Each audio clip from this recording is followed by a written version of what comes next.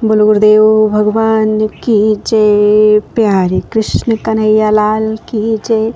श्री वेदांत दर्शन तृतीय अध्याय चल रहा है, पहला पाद चल रहा है और आज है 6वें ब्रह्म सूत्र से। अश्रुतत्वादिति चेन्नेष्टाधिकारिणां प्रतीतेः।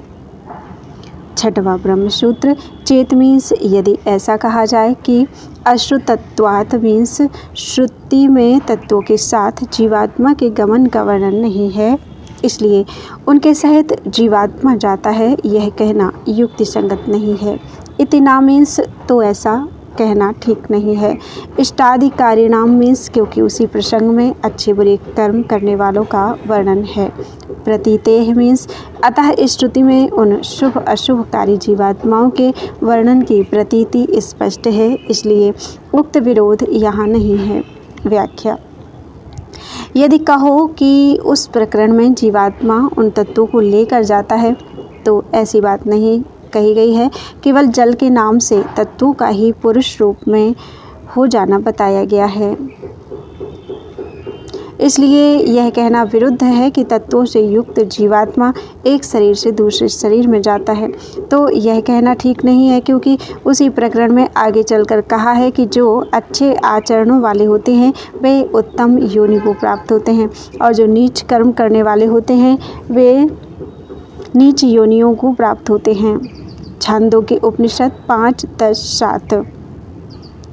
तदया इह रमणीय चरणा अभ्यासो ह यत्ते रमणीयां योनिमापद्येरन् ब्राह्मण योनिं वा क्षत्रिय योनिं वा वैश्य योनिं वा या इह कपूय चरणा अभ्यासो हा यत्ते कपूयां योनिमापद्येरन्। छांदोग्य उपनिषद 5:7।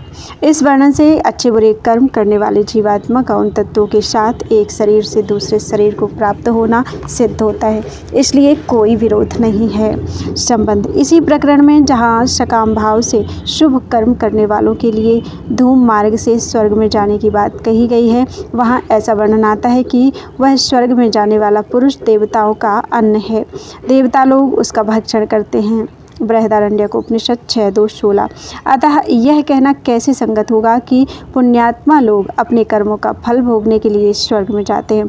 जब वे स्वयं ही देवताओं के भोग्य बन जाते हैं तब उनके द्वारा स्वर्ग का भोग भोगना कैसे सिद्ध होगा। इस जिज्ञासा पर कहते हैं भाक्तम बानात्म वित्वात् तथा ही दर्शयति। 7वां ब्रह्म सूत्र। अनात्मवित्वात् वे लोग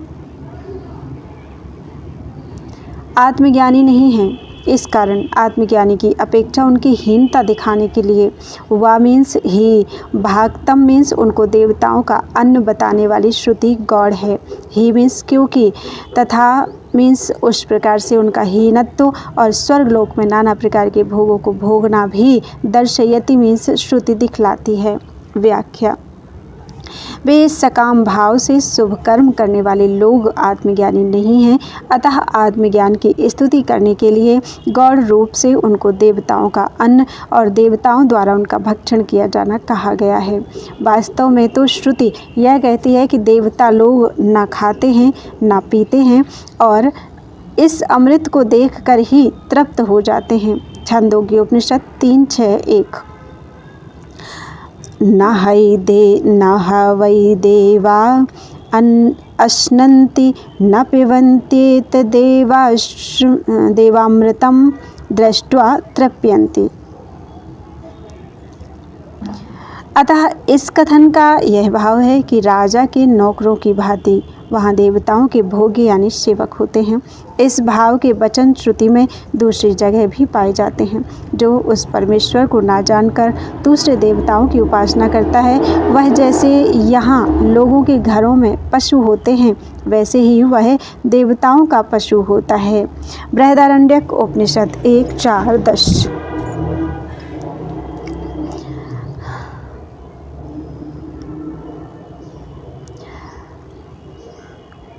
आत्मज्ञान की स्तुति के लिए इस प्रकार कहना उचित ही है। इसके सिवा वे शुभ कर्म वाले लोग देवताओं के साथ आनंद का उपभोग करते हैं। इसका श्रुति में इस तरह वर्णन किया गया है। पितृलोक पर विजय पाने वालों की अपेक्षा 100 गुना आनंद कर्मों से देवभाव को प्राप्त होने वालों को होता है। अथ ये शतं पितॄणां चित्लोक नामानन्दाः स एकः कर्मदेवानामानन्दो ये कर्मणा देवत्वम् अभिसंपद्यन्ते। बृहदारण्यकोपनिषद 4:3-33। तथा गीता में भी इस प्रकार कहा गया है, ते तं भुक्त्वा स्वर्गलोकं विशाल क्षीणे पुण्ये मर्त्यलोकं विशन्ति एवं त्रयी धर्मम् अनुप्रपन्ना गतागतं काम कामा लभन्ते। वे वहाँ विशाल स्वर्गलोक के भोगों को भोग कर पुण्य क्षीण होने पर पुनः मृत्युलोक में लौट आते हैं। इस प्रकार वेदोक्त धर्म का आचरण करने वाले वे भोग कामी मनुष्य आवागमन को प्राप्त होते रहते हैं। गीता अध्याय 9 21वां श्लोक। इसलिए यह सिद्ध हुआ कि उनको देवताओं का अन्न कहना वहाँ गौड़ रूप से है। वास्तव में वहाँ जाकर वे कर्मों का ही फल भोगते हैं और फिर वहाँ से वापस लौट आते हैं। अतः जीवात्मा का एक शरीर से दूसरे शरीर में सूक्ष्म तत्वों के सहित जाना सर्वथा सुसंगत है। इसमें किसी प्रकार का विरोध नहीं है। संबंध उक्त प्रकरण में कहा गया है कि जब तक उसके कर्मों का क्षय नहीं हो जाता तब तक वह वहीं रहता है, फिर वहाँ से श्लोक में लौट आता है। अतः प्रश्न होता है कि उसके सभी पुण्य कर्म पूर्णतया समाप्त हो जाते हैं या कुछ कर्म शेष रहता है जिसे साथ लेकर वह लौटता है। इसका निर्णय करने के लिए कहते हैं, कृतात्यये अनुशयवान् दृष्टस्मृतिभ्यां यथेत मनेवं च। कृतात्यये मीन्स 8वां ब्रह्मसूत्र। कृतात्यये मीन्स किए हुए पुण्य कर्मों का क्षय होने पर। अनुशयवान मीन्स शेष कर्म संस्कारों से युक्त जीवात्मा। यथेतम मीन्स जैसे गया था उसी मार्ग से। चा मीन्स अथवा। अनेवम मीन्स इससे भिन्न किसी दूसरे प्रकार से लौट आता है। दृष्ट स्मृतिभ्याम मीन्स श्रुति और स्मृतियों से यही बात सिद्ध होती है। व्याख्या। उस जीव के द्वारा किए हुए कर्मों में से जिनका फल भोगने के लिए उसे स्वर्गलोक में भेजा गया है, उन पुण्य कर्मों का पूर्णतया क्षय हो जाने पर वह स्वर्गस्थ जीवात्मा अनुशय से अर्थात शेष कर्म संस्कारों से युक्त होकर जिस मार्ग से गया था उसी से अथवा किसी दूसरे प्रकार से लौट आता है। इस प्रकरण में जो यह बात कही गई है कि तद या इह रमणीय चरणा अभ्यासोह यत्ते रमणीयाम योनिमापद्येरन अथ या इह कपूय चरणा अभ्यासोह पत्ते कपूयाम योनिमापद्येरन अर्थात अच्छे आचरणों वाले अच्छी योनि को प्राप्त होते हैं और बुरे आचरणों वाले बुरी योनियों को प्राप्त होते हैं। छांदोग्य उपनिषद 5:10-7। इस वर्णन से यही सिद्ध होता है कि तथा स्मृति में जो यह कहा गया है कि जो वर्णाश्रमी मनुष्य अपने कर्मों में स्थित रहने वाले हैं वे यहाँ से स्वर्गलोक में जाकर वहाँ कर्मों का फल भोग कर बचे हुए कर्मों के अनुसार अच्छे जन्म कुल रूप आदि को प्राप्त होते हैं। गौतम स्मृति 11:1। इस स्मृति से भी यही बात सिद्ध होती है। संबंध प्रकारांतर से विरोध की उत्थापना करके उसका निराकरण करते हैं। चरणादिति चिन्नोपलक्षणार्थेति काष्णार्जिनि 3:1-9। चेत मीन्स यदि ऐसा कहो कि चरणात् मीन्स चरण शब्द का प्रयोग है, इसलिए यह कहना उचित नहीं है कि वह शेप अर्थात कर्म संस्कारों को साथ लेकर आता है। इति ना मीन्स तो ऐसी बात नहीं है। उपलक्षणार्था मीन्स क्योंकि वह श्रुति अनुशय शेष कर्म संस्कारों का उपलक्षण कराने के लिए है। इति मीन्स यह बात। काष्णाजिनि मीन्स काष्णाजिनि नामक आचार्य कहते हैं, इसलिए कोई विरोध नहीं है। व्याख्या। उपर्युक्त शंका का उत्तर अपनी ओर से ना देकर आचार्य काष्णार्जुनी का मत उपस्थित करते हुए सूत्रकार कहते हैं, यदि पूर्व पक्षी द्वारा यह कहा जाए कि यहाँ रमणीय चरणाः इत्यादि श्रुति में तो चरण शब्द का प्रयोग है जो कर्म संस्कार का वाचक नहीं है, इसलिए यह सिद्ध नहीं होता कि जीवात्मा स्वर्गलोक से लौटते समय बचे हुए कर्म संस्कारों को साथ लिए हुए लौटता है। तो यह कहना ठीक नहीं है, क्योंकि वहाँ जो चरण शब्द है वह अनुशय का उपलक्षण कराने के लिए है, अर्थात यह सूचित करने के लिए है कि जीवात्मा मुक्त शेष कर्म संस्कार को साथ लेकर लौटता है, अतः कोई दोष नहीं। संबंध उपर्युक्त कथन में पुनः शंका उपस्थित करके उसका निराकरण करते हैं।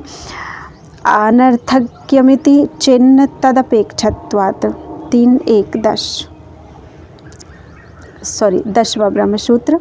चेत मीन्स यदि कहो, अनर्थक्यम मीन्स बिना किसी कारण के उपलक्षण के रूप में चरण शब्द का प्रयोग करना निरर्थक है। इति ना मीन्स तो यह ठीक नहीं, क्योंकि तदपेक्षत्वात् कर्माशय में आचरण आवश्यक है। व्याख्या।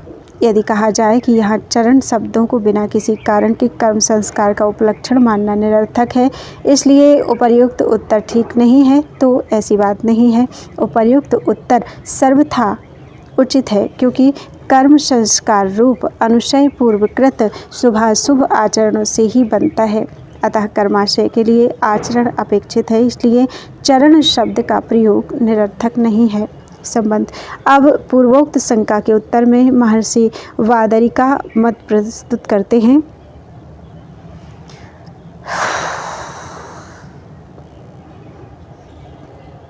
सुकृत दुष्कृते एवैति तु वादरी। 11वां ब्रह्मसूत्र। वादरी तु, वादरी मीन्स वादरी तु मीन्स वादरी आचार्य, तो इति मीन्स ऐसा मानते हैं कि सुकृत दुष्कृते मीन्स इस प्रकरण में चरण नाम से शुभ अशुभ कर्म एव मीन्स ही कहे गए हैं। व्याख्या। आचार्य श्री वादरी का कहना है कि यहाँ उपलक्षण मानने की कोई आवश्यकता नहीं। यहाँ रमणीय चरण शब्द पुण्य कर्मों का और कपूय चरण शब्द पाप कर्म का ही वाचक है, अतः यह समझना चाहिए कि जो रमणीय चरण है वे शुभ कर्माशय वाले हैं और जो कपूय चरण है वे पाप कर्माशय वाले हैं। इसलिए यही सिद्ध होता है कि जीवात्मा बचे हुए कर्म संस्कारों को साथ लिए हुए लौटता है। संबंध। अब पूर्व पक्षी पुनः शंका उपस्थित करता है। अनिष्टाधिकारिणामपि च श्रुतम। 12वां ब्रह्मसूत्र। चा मीन्स किंतु, अनिष्टाधिकारिणाम मीन्स अशुभ आदि कर्म करने वालों का, अपि मीन्स भी चंद्रलोक में जाना, श्रुतम मीन्स वेद में सुना गया है। व्याख्या। कौशितकी ब्राह्मणोपनिषद में कहा है कि ये वैके चास्माल्लोकात् प्रयन्ति चंद्रमसमेव ते सर्वे गच्छन्ति, अर्थात जो कोई भी इस श्लोक से जाते हैं वे सब चंद्रमा को ही प्राप्त होते हैं। इस प्रकार यहाँ कोई विशेषण न देकर सभी का चंद्रलोक में जाना कहा गया है। इससे तो बुरे कर्म करने वालों का भी स्वर्गलोक में जाना सिद्ध होता है। अतः श्रुति में जो यह कहा गया है कि इष्टापूर्त और दानादि शुभ कर्म करने वाले धूम मार्ग से चंद्रलोक को जाते हैं, उसके साथ उपर्युक्त श्रुति का विरोध प्रतीत होता है। उसका निराकरण कैसे होगा? संबंध। पूर्व सूत्र में उपस्थित की हुई शंका का सूत्रकार उत्तर देते हैं। संयमने त्वनुभूये तरेषामारोहा बरोहौ तद्गति दर्शनात्। तो मीन्स किंतु, इतरेषाम मीन्स दूसरों का, अर्थात पाप कर्म करने वालों का। संयमने मीन्स यमलोक में, अनुभूय मीन्स पाप कर्मों का फल भोगने के बाद, आरोहा बरोहौ मीन्स चढ़ना उतरना होता है। तद्गति दर्शनात् मीन्स क्योंकि उनकी गति श्रुति में इसी प्रकार देखी जाती है।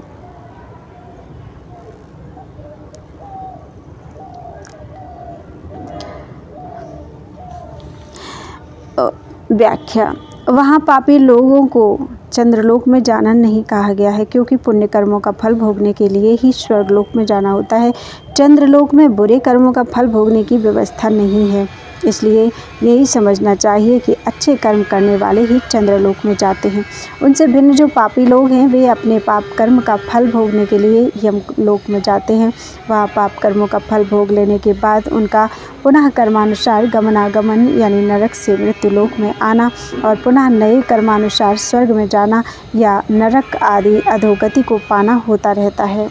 उन लोगों की गति का ऐसा ही वर्णन श्रुति में देखा जाता है। कठोपनिषद में यमराज ने स्वयं कहा है कि न संपरायः प्रतिभाति बालम प्रमद्यन्तं वित्तमोहेन मूढ़म् अयं लोको नास्ति पर इति मानि पुनः पुनर्वशमापद्यते में। संपत्ति के अभिमान से मोहित हुए निरंतर प्रमाद करने वाले अज्ञानी को परलोक नहीं देखता। वह समझता है कि यह प्रत्यक्ष देखने वाला लोक ही सत्य है, दूसरा कोई लोक नहीं। इस प्रकार मानने वाला मनुष्य बार बार मेरे वश में पड़ता है। कठोपनिषद 1-2-6। इससे यही सिद्ध होता है कि शुभ कर्म करने वाला ही पितृयान मार्ग से या अन्य मार्ग से स्वर्गलोक में जाता है, पापी लोग यमलोक में जाते हैं। कौशिक की ब्राह्मण में जिनके चंद्रलोक में जाने की बात कही गई है वे सब पुण्य कर्म करने वाले ही हैं, क्योंकि उस श्रुति में चंद्रलोक से लौटने वालों की कर्मानुसार गति बताई गई है। इसलिए दोनों श्रुतियों में कोई विरोध नहीं है। संबंध इसी बात को दृढ़ करने के लिए स्मृति का प्रमाण देते हैं। स्मरन्ति चा 14वां ब्रह्मसूत्र चा मीन्स तथा, स्मरन्ति मीन्स स्मृति में भी इसी बात का समर्थन किया गया है। व्याख्या गीता में 16वें अध्याय के 7वें श्लोक से 15वें श्लोक तक आसुरी प्रकृति वाले पापी पुरुषों की लक्षण का विस्तार पूर्वक वर्णन करके अंत में कहा है कि वे अनेक प्रकार के विचारों से भ्रांत हुए, मोह जाल में फंसे हुए और भोगों के उपभोग में रचे पचे हुए मूढ़ लोग कुंभी, पाक आदि अपवित्र नरकों में गिरते हैं।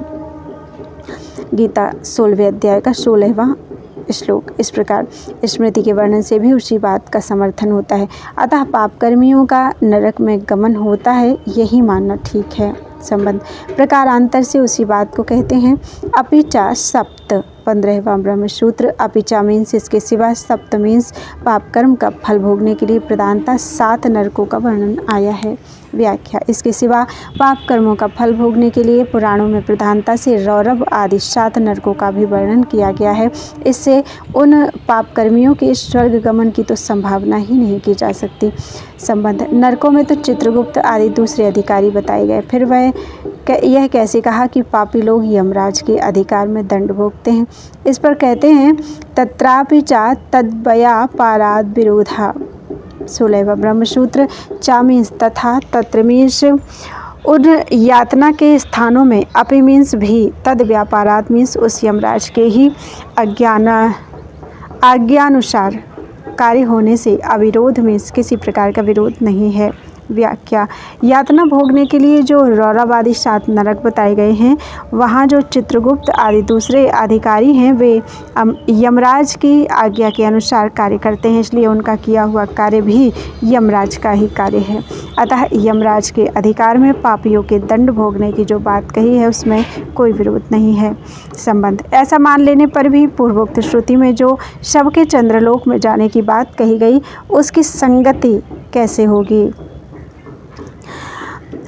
इस पर कहते हैं विद्या कर्मणोरिति तु प्रकृतत्वात्।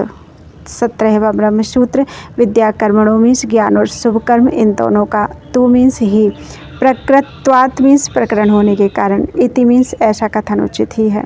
व्याख्या जिस प्रकार छंदोग्योपनिषद 5.10.1 में विद्या और शुभ कर्मों का फल बताने का प्रसंग आरंभ करके देवयान और पितृयान मार्गों की बात कही गई है, उसी प्रकार वहाँ कौशिक की उपनिषद में भी ज्ञान और शुभ कर्मों का फल बताने के कारण प्रकरण में ही उक्त कथन है। इसलिए यह समझना चाहिए कि जो शुभ कर्म करने वाले अधिकारी मनुष्य इस लोक से जाते हैं वे ही सब के सब चंद्रलोक को जाते हैं, अनिष्ट कर्म करने वाले नहीं, क्योंकि उनका प्रकरण नहीं है। संबंध यहाँ यह जिज्ञासा होती है कि कठोपनिषद में जो पापियों के लिए यमलोक में जाने की बात कही गई है वह छांदोग्य श्रुति में बताई हुई तीसरी गति के अंतर्गत है या उससे भिन्न।